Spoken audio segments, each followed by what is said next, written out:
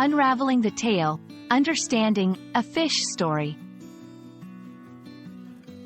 Hello everyone, and welcome to our English language learning series.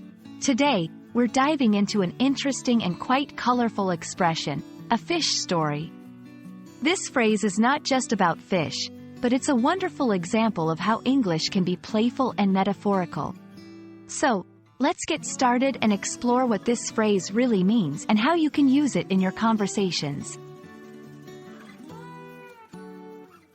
A fish story refers to an exaggerated or unbelievable tale, originating from the tendency of fishermen to exaggerate the size of their catch. This phrase has come to symbolize any story that's hard to believe or overly embellished.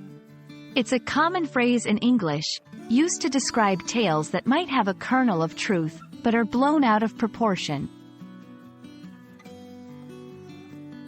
Let's look at some examples of how a fish story might be used.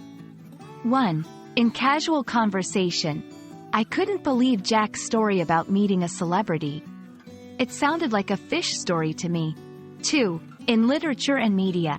Authors might use a fish story to describe a character's tendency to embellish the truth. 3. In work or school settings. When someone gives a report that seems too good to be true, you might hear, "That sounds like a fish story." Understanding a fish story also gives insight into English-speaking cultures where storytelling and humor are valued. It reflects a playful approach to language and an appreciation for stories, even when they're not entirely true.